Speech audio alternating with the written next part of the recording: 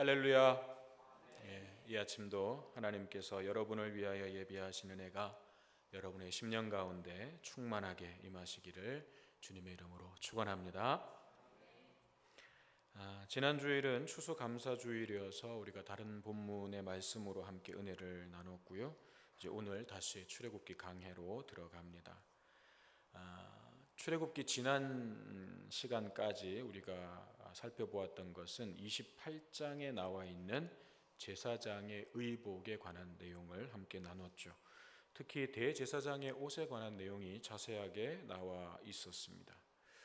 제사장의 옷에는 여러 가지 의미들이 있었어요. 에봇에도 또 판결 흉패에도 또 어깨에 부착되어 있는 견대에도 각각 그 나름의 의미들이 담겨져 있었는데, 전체적으로 이 제사장의 옷이 우리에게 주는 그 의미는, 중요한 의미는 무엇이었냐면 하나님께서 우리의 죄를 덮어주신다는 거예요.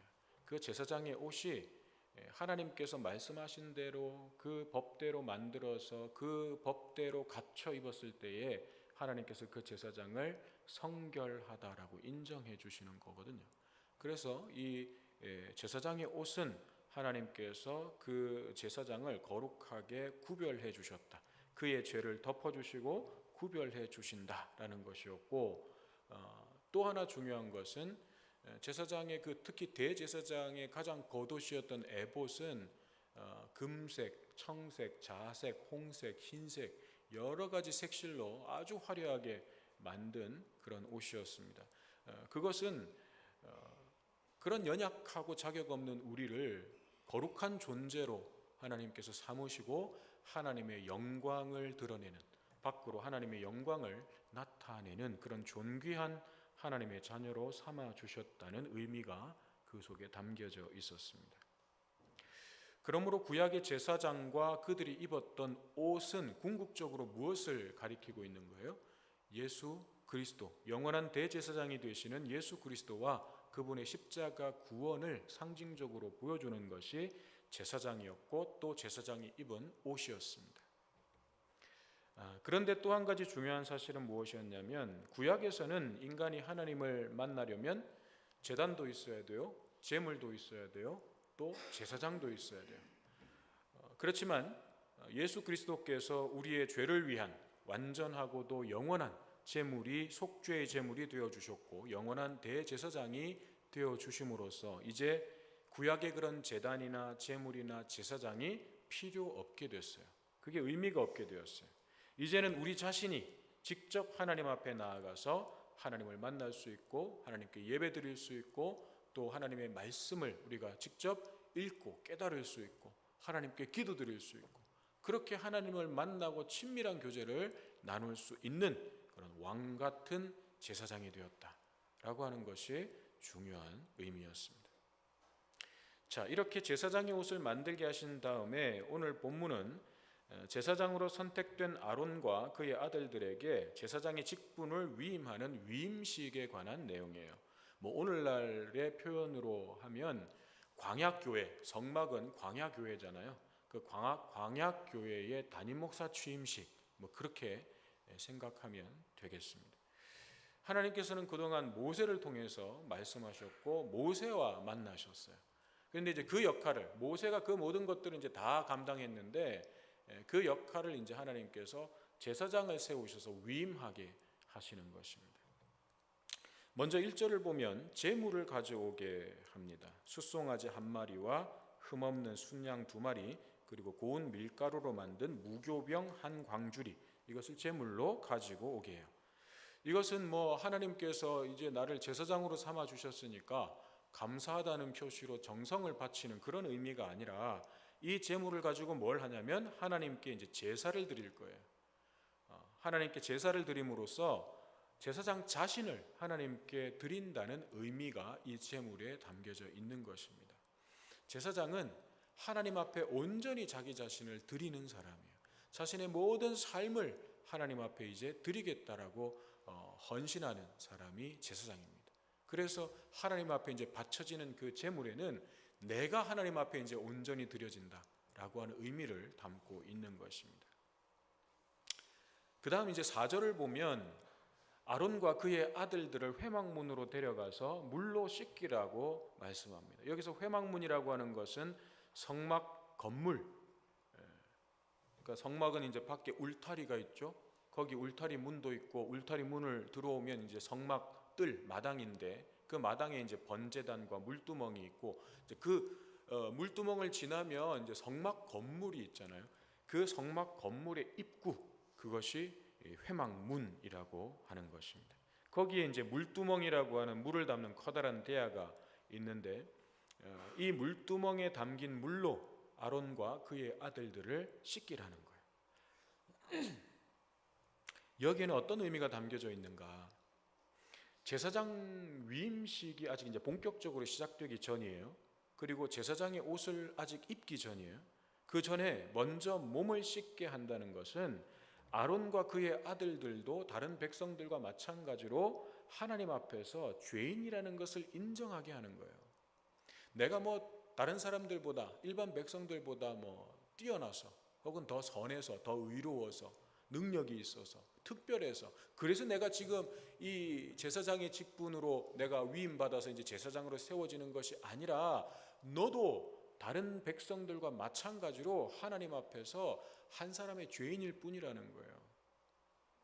씻어져야 되는, 하나님 앞에 씻음을 받아야 되는 그런 죄인일 뿐이라는 것을 인정하게 하는 것입니다. 그것이 물로 씻는 것의 의미예요.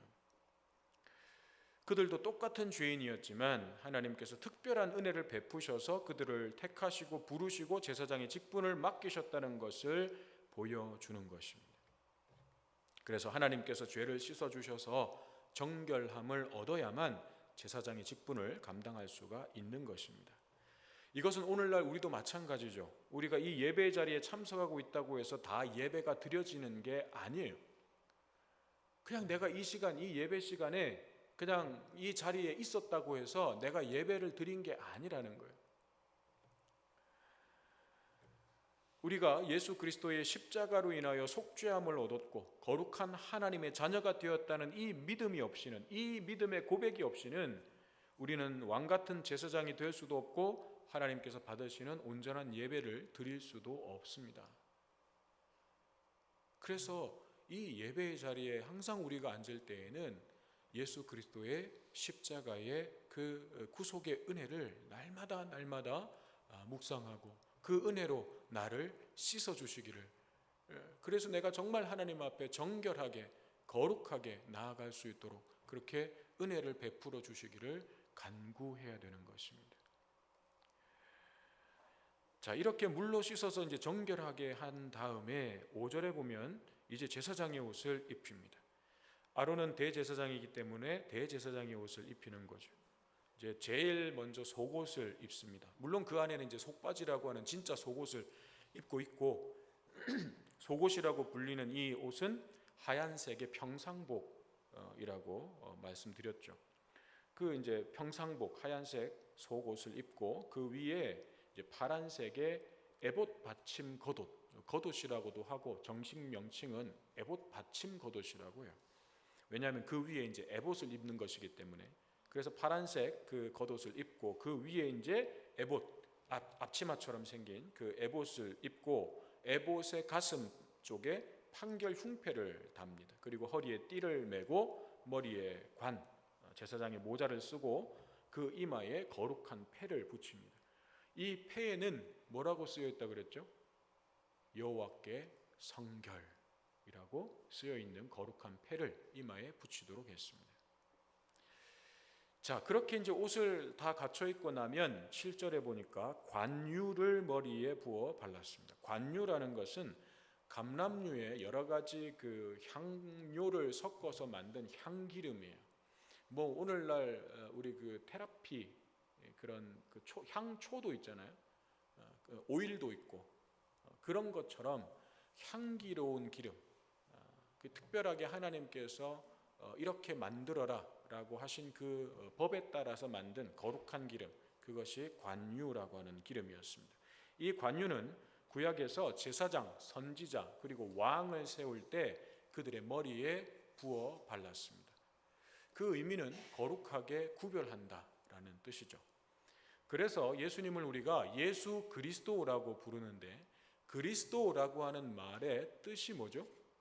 그리스도, 기름 부음을 받은 자라고 하는 뜻이죠.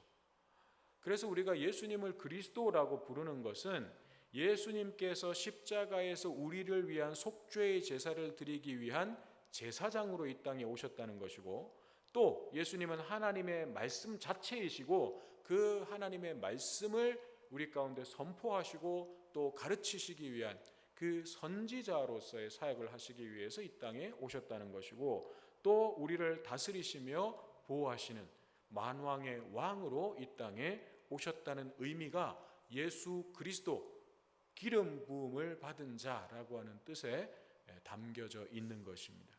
이것을 신학적 용어로는 그리스도의 삼중직이라고 말합니다. 제사장직, 선지자직, 왕, 이 세 가지를 그리스도의 삼중직이라고 부르는 거예요. 이런 기름 부음을 구약에서 이렇게 기름 부어서 거룩하게 구별하는 이 기름 부음을 신약적으로 표현하면 성령의 임재라고 할 수가 있습니다.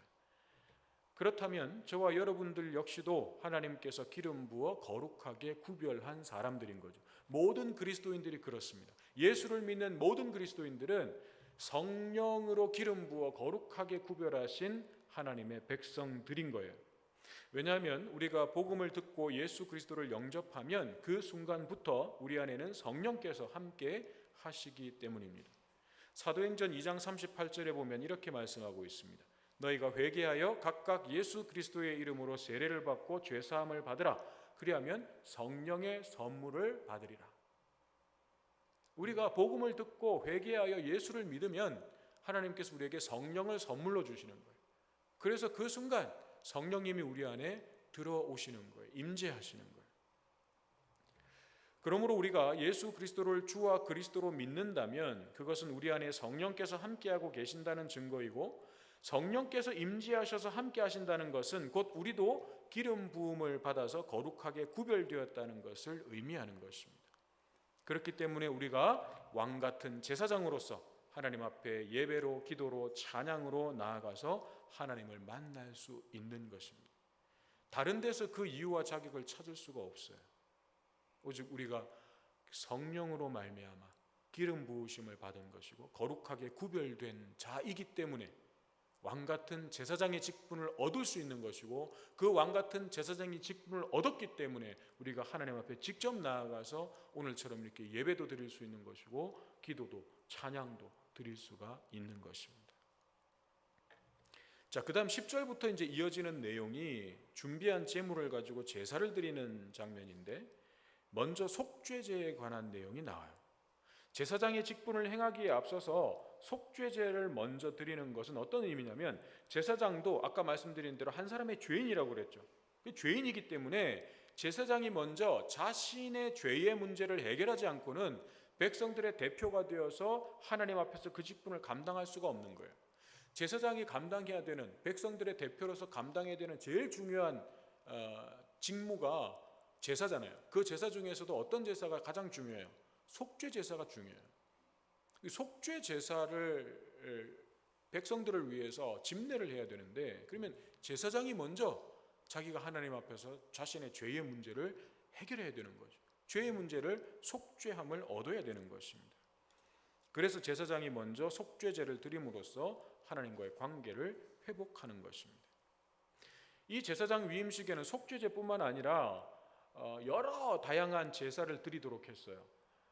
속죄를 받은 은혜에 감사하면서 이제 헌신의 마음을 담아 드리는 번제. 그러니까 번제라고 하는 건 이제 태워서 드리는 거잖아요. 완전히 태워서. 그래서 모든 것을 다 태워서 하나님 앞에 드린다라고 하는 의미에서 이게 헌신의 의미가 그 속에 담겨지는 거예요. 그래서 번제도 드리고, 또 제물을 이렇게 흔들어서 하나님 앞에서 이렇게 좌우로 흔드는 것도 제사의 하나의 방법이거든요. 그걸 요제라고 부릅니다. 그것은 모든 것이 하나님께서 내게 주신 은혜이고 또 하나님의 주인 되심을 인정하면서 감사하는 그런 표현이 이런 제사 방법인 거예요. 또 요제하고 비슷한데 제물을 위로 이렇게 들었다가 내려놓는 거제라고 하는 제사도 있어요. 이 거제를 드린 제물은 제사장의 몫으로 자기가 이제 삼는 거예요. 그래서 그 하나님께 감사드리는 그런 의미가 그 속에 담겨져 있는 거죠. 또 곡물을 사용해서 드리는 소제라고 하는 것도 있어요. 고운 가루를 만들어서 그걸 떡을 굽기도 하고 과자로 만들기도 하고 전병으로 부치기도 하고 뭐 다양하게 그렇게 부치는데, 그런 소제로 드리는 곡물로 드리는 소제라는 것이 있고, 또 제단 위에 이제 제물을 올려놓고 거기에다가 이제 포도주를 붓는 그 전제라고 부르는 제사도 있어요. 그러니까 전제는 포도주를 제물 위에 붓는 제사입니다. 이렇게 이제 다양한 제사를 이 제사장 위임식에는 다양한 이런 제사를 드리게 하는 거예요. 사실 오늘날 담임 목사님 뭐 취임식 이런 데 가보면 물론 이제 여러 순서들이 있죠. 그렇지만 이 구약의 제사장 취임식에 비하면 이게 엄청 간소하고 짧은 거죠. 이때는 뭐 계속 제사를 드리는 거예요. 다양한 제사를 계속해서 드리는 거예요. 이게 뭘 의미하는가 하면 제사장은 일반 백성들보다 더 하나님 앞에서 정결함과 거룩함을 갖추기 위해서 애써야 된다는 거예요. 자신의 삶이 하나님 앞에서 다른 백성들보다도, 왜냐하면 나는 그 백성들 가운데서 특별하게 하나님께서 택하셔서 어떤 직분을 맡기신 사람이니까 다른 백성들보다 더 하나님 앞에서 정결함과 거룩함을 갖추기 위해서 애써야 된다는 거예요. 즉 오늘날 목회자를 비롯해서 교회의 리더로서 직분을 맡은 사람들은 자신의 삶이 하나님 앞에서 정결함과 거룩함을 잃지 않도록 다른 성도들보다 훨씬 더 치열하게 믿음의 싸움을 싸워야 된다는 것을 보여주고 있는 것이 이 제사장 위임식이에요. 그렇지만 너무나도 안타까운 것은 뭐예요? 수많은 목회자들은 목사라는 그 직함만 내세우면서 성도들보다 못한 그런 삶의 모습을 보일 때도 많고, 교회의 직분자들 역시 그 직분에 합당한 믿음의 모습, 삶의 모습을 갖추기 위해서 씨름하는 것이 아니라 하나님께서 주신 직분을 그냥 가볍게 여겨요. 그냥 뭐 해도 되고 말아도 되고, 내가 시간 나면 하고 시간 없으면 안 하고, 내가 하고 싶으면 하고 뭐 하기 싫으면 하지 말고, 하나님께서 내게 주신 직분이라고 하는 것의 그 거룩한 무게를 전혀 인식하지 않아요. 그냥 일이에요. 교회 일. 내가 바빠 죽겠는데 내 상황이 이런데 내가 왜 이렇게 해야 돼? 저 사람은 시간도 많고 저 사람이 더 일을 많이 해야 되는데 왜 맨날 나만 이렇게 일이 많이? 일로 생각하는 게 일로. 우리가 주의 성전에서 하는 일이 물론 일이지만 그게 단순히 그냥 일입니까? 하나님께서 내게 맡기신 거룩한 사역이라고 하는 그 기본적인 신앙의 고백이 없이 그냥 그 일을 감당하고 있는 것이라면 그건 아무 의미가 없는 거죠. 근데 많은 교회 직분자들이 그 직분을 가볍게 여기거나 아니면 그 직분 자체가 자신의 믿음인 양, 믿음의 증거인 양 그렇게 착각하고 있는 거죠. 나는 목사니까, 나는 장로니까, 나는 권사니까, 뭐 내 믿음은 권사지 뭐, 내 믿음은 장로지 뭐, 내 믿음은 목사지 뭐, 이렇게 착각하고 있는 거예요. 당연히 저 역시도 거기에서 자유로울 수는 없는 거죠. 어떨 때는 정말 내가 이 정도밖에 안 되나 그런 자괴감이 들 때도 있습니다. 또 정말 치열하게 믿음의 삶을 살아내시는 그런 성도들을 볼 때에는 정말 제 스스로가 부끄러워지고 고개가 숙여지고 그런 분들이 있어요. 우리 모두가 하나님 앞에서는 왕같은 제사장들이라면 우리는 날마다 말씀과 기도로 영적 싸움을 싸워야 되는 것입니다. 내게 있어야 될 예수님 닮은 모습이 없음에 가슴을 치면서 애통할 수 있어야 돼요. 마땅히 내게 있어야 될 그 모습이 하나님 자녀로서의 모습이 없는 것에 대해서 가슴을 치고 애통해야 할 수 있어야 돼요. 이게 무감각하면 안 되는 거예요. 반대로 내게 없어야 될 죄의 모습, 그 죄의 모습이 계속해서 나를 주장하는 것에 대해서 괴로워할 수 있어야 되고 하나님 앞에 엎드려야 되는데 여기에는 무감각해요. 없어야 될 것들이 내 안에 들어와 있는데 그건 무감각해요. 그런데 있어야 될 모습이 없는 것에 대해서는 왜 그렇게 무감각한 거예요? 이게 거꾸로 돼야 돼, 거꾸로. 이것이 우리가 함께 싸워야 할 믿음의 싸움인 것입니다. 특히 20절 말씀에 보면 이 믿음의 싸움이 어떤 영역에서, 우리의 삶 속에서 어떤 영역에서 일어나야 되는지를 상징적으로 보여주는 말씀이 나오는데, 제물로 바친 그 순양의 피를 가져다가 제사장들의 오른쪽 귓불이, 이 귓볼, 오른쪽 귓불이와 오른손 엄지 그리고 오른쪽 엄지 발가락에 그 피를 바르라는 거예요. 자, 이게 뭘 의미하는 거냐면, 먼저 오른쪽 귓부리에 피를 바르라는 것은 제사장은 사람의 말, 세상의 소리에 귀를 기울이지 말고 오직 하나님의 말씀을 듣는 일에 집중해야 된다는 거예요. 그 귀가 하나님의 음성을 듣기 위해서, 하나님의 말씀을 듣기 위해서 항상 열려 있어야 된다는 거예요. 그런데 그 귀가 다른 쪽으로 열려 있어요. 사람들의 말에, 세상의 말에. 제사장은 그러면 안 된다는 거예요. 또 오른손 엄지에 피를 바르라는 것은 제사장은 그의 손이 하나님 앞에서 깨끗해야 된다는 거예요.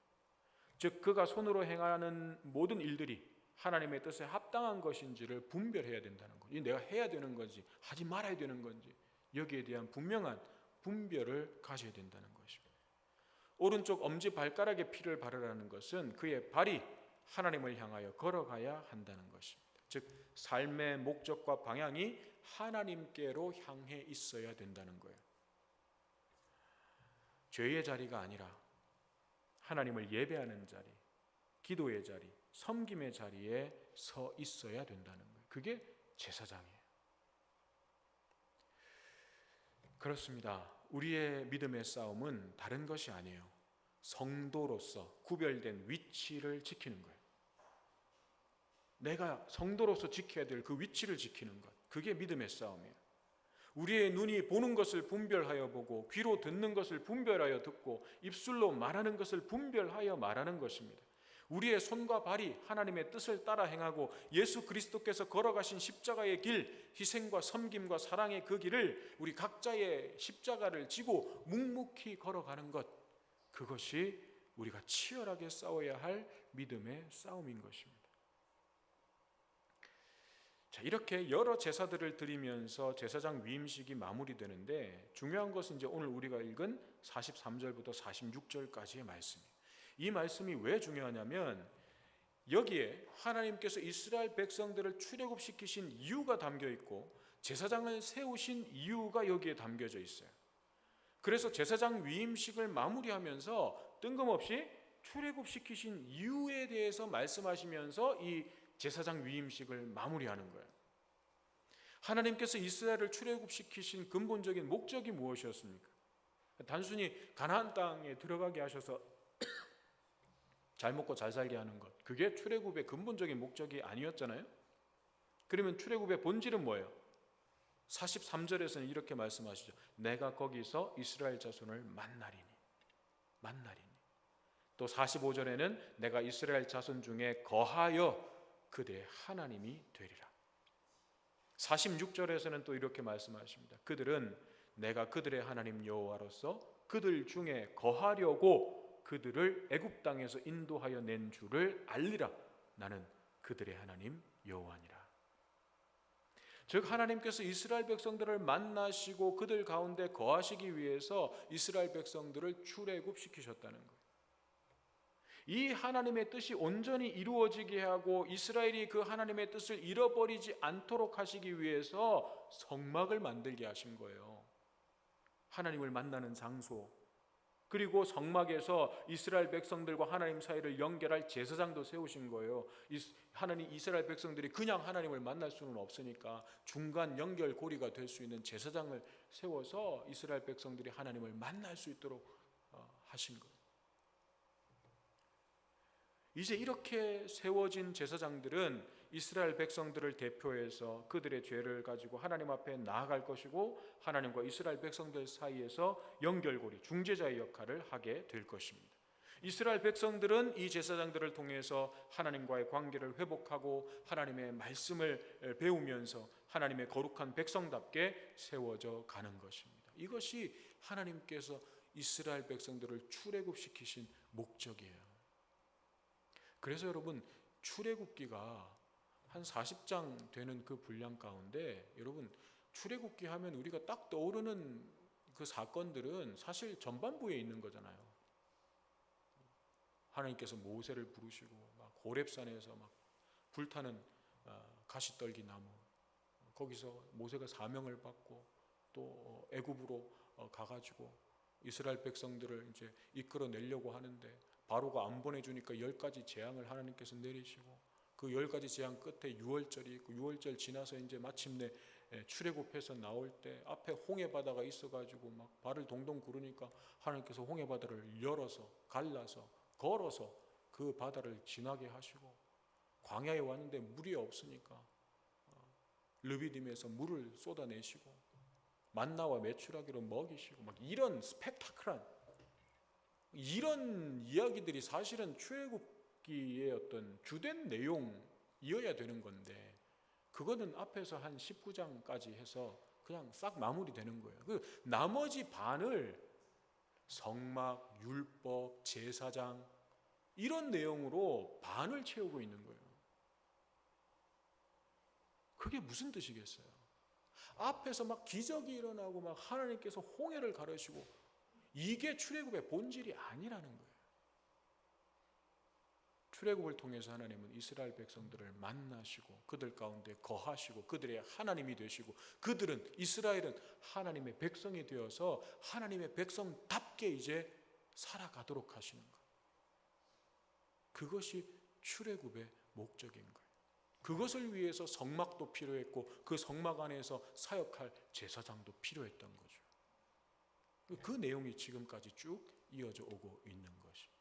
자, 이제 제사장 위임식을 통해서 그 제사장들이 세워진 거예요. 그런데 문제는 이스라엘의 역사를 보아도 그렇고 우리의 삶을 보아도 그렇고 하나님은 이처럼 우리를 만나기 원하시고 우리와 친밀한 그 사랑의 관계를 만들어 가기를 원하시는데 우리는 하나님보다 세상에 더 관심이 많고 하나님과의 관계보다 세상의 관계가 틀어지지 않기 위해서 애쓰고 있다는 거죠. 여러분, 하나님과의 관계가 틀어지는 것이 두렵습니까? 아니면 세상의 인간관계가 끊어지는 게 두렵습니까? 많은 사람들이 현실적으로 내게 직접 타격을 줄 수 있는 세상의 인간관계 틀어지고 깨지는 거, 이거 더 두려워하죠. 하나님과의 관계가 깨지고 틀어지는 거, 이 별로 겁내지 않아요. 여러분, 여기를 우리가 바로 잡아야 돼요. 여기를. 하나님과의 관계가 바로 서 있지 않으면 세상의 모든 관계들, 그 관계들은 나를 병들게 할 수밖에 없어요. 나를 하나님의 뜻과는 다른 방향으로 이끌고 갈 수밖에 없어요. 근데 우리는 그 세상의 관계들을 더 두려워하는 거죠. 우리가 말씀을 통해서 우리를 향하신 하나님의 마음을 깨닫는다면 그 사랑과 은혜의 너비와 길이와 높이와 깊이가 어떠한지를 조금씩이라도 깨달아 간다면 이제 우리의 삶을 하나님을 향하여 돌이켜야 하는 것입니다. 세상의 것을 얻기 위해서 치열하게 싸우는 것만큼 그 싸움 자체가 무조건 잘못됐다는 게 아니에요. 세상의 것을 얻기 위해서 정정당당하게 경쟁하고 선한 방법으로 싸워야죠. 그것도 필요하죠. 하지만 문제는 뭐예요? 썩어 없어질 세상의 것, 오늘 밤에 하나님께서 내 영혼을 부르시면 다 손에서 놓고 하나님 앞에 서야 되는 그것들, 그 가치들을 얻기 위해서는 그렇게 열심히 치열하게 싸우면서 영원한 가치를 위해서는, 영적인 것을 얻기 위해서는 그것의 10분의 1도 안 되는, 100분의 1도 안 되는 그런 치열함으로, 치열하다고 할 수도 없는 거죠. 100분의 1만큼의 치열함도 없는 거예요. 그게 문제예요. 여러분, 믿음의 싸움에 더 치열해지셔야 됩니다. 자신을 하나님 앞에서 거룩하고 정결하게 세우는 영적 싸움을 더 치열하게 하셔야 돼요. 그렇지 않으면 우리가 얻는 세상의 모든 것들 아무 소용이 없습니다. 오히려 그것들로 인해서 우리는 하나님과 점점 더 멀어지게 될 뿐입니다. 오늘날 구약의 제사장은 더 이상 의미가 없어졌습니다.